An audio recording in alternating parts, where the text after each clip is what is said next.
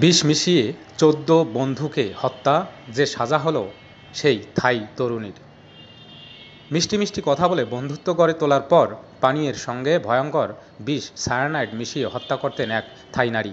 এভাবে ১৪ জনকে হত্যা করেছেন তিনি, কিন্তু শেষ রক্ষা হলো না। বিষাক্ত সায়ানাইড দিয়ে ১৪ বন্ধুকে হত্যার দায়ে অভিযুক্ত ওই নারীকে মৃত্যুদণ্ড দিয়েছে থাইল্যান্ডের একটি আদালত। বুধবার ব্রিটিশ বার্তা সংস্থা বিবিসি এক প্রতিবেদনে এসব তথ্য উঠে এসেছে।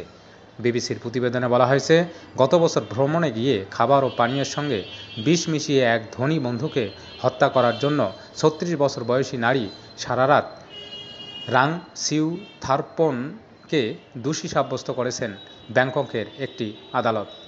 সারারাতের সেই ধনী বন্ধুর মৃত্যুর পর এটিকে স্বাভাবিক মৃত্যু মানতে নারাজ ছিলেন তার আত্মীয়স্বজন ও বন্ধুরা। পরে ময়নাতদন্তের পর শরীরে সায়ানাইডের উপস্থিতি পাওয়া যায়। এই অবস্থায় সারারাতকে গ্রেপ্তার করে থাইল্যান্ডের পুলিশ এবং ২০১৫ সালের পর থেকে এমন আরও কয়েকটি মৃত্যুর ঘটনায়ও সারারাতের সম্পৃক্ততা খুঁজে পায়। পাশাপাশি সৌভাগ্যজনকভাবে তার হাত থেকে বেঁচে যাওয়া একজনেরও হদিস পাওয়া যায়।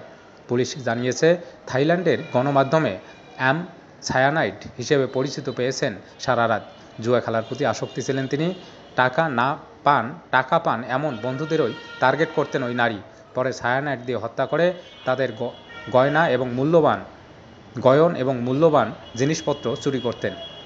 পুলিশ আরও জানিয়েছে, গত বছরের এপ্রিলে ৩২ বছর বয়সী বন্ধু শ্রীপর্ণ খানওংকে সঙ্গে নিয়ে ব্যাংককের একটি পশ্চিমে রাসাবুরি প্রদেশে ভ্রমণ করতে গিয়েছিলেন সারারাত। সেখানে একটি নদীতে তারা একটি বৌদ্ধ আচারে অংশ নিয়েছিলেন।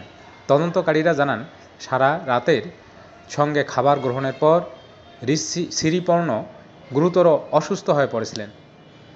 এক পর্যায়ে তিনি মৃত্যুর কোলে ঢলে পড়েন, কিন্তু এই সময়টিতে মরণাপন্ন বন্ধুকে সাহায্য করার কোনো চেষ্টাই করেননি সারারাত। ময়নাতদন্তে শ্রীপর্ণের শরীরে সায়ানাইডের চিহ্ন পাওয়া যায়।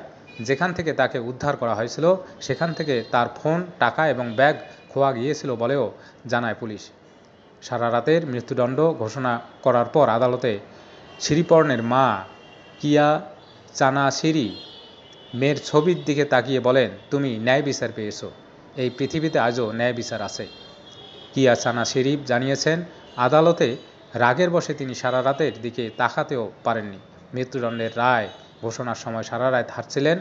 এর আগে তিনি নিজেকে নির্দোষ দাবি করেছিলেন। বিচারে সারারাতের স্বামীসহ তার আইনজীবী এবং একজন সাবেক পুলিশ কর্মকর্তাকেও বিচার এড়াতে প্রমাণ লোপাটের জন্য অভিযুক্ত করেছেন আদালত। বিচারে তাদের যথাক্রমে ১, ২ বছর এবং ৪ মাসের কারাদণ্ড দেয়া হয়েছে।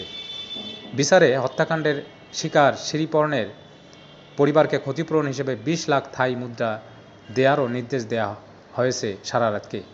সায়ানাইড শরীরে প্রবেশ করলে তা অক্সিজেন কোষকে প্রভাবিত করে। এর ফলে হার্ট অ্যাটাকে আক্রান্ত হন ওই ব্যক্তি। সায়ানাইডের প্রাথমিক লক্ষণগুলোর মধ্যে আছে মাথা ঘোরা, শ্বাসকষ্ট এবং বমি হওয়া।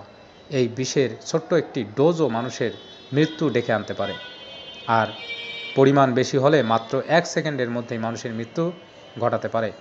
থাইল্যান্ডের বিষাক্ত এই পদার্থ ব্যাপকভাবে নিয়ন্ত্রিত। অনুমোদন ছাড়া কেউ এটি কাছে রাখলে তার ২ বছরের জেল হতে পারে।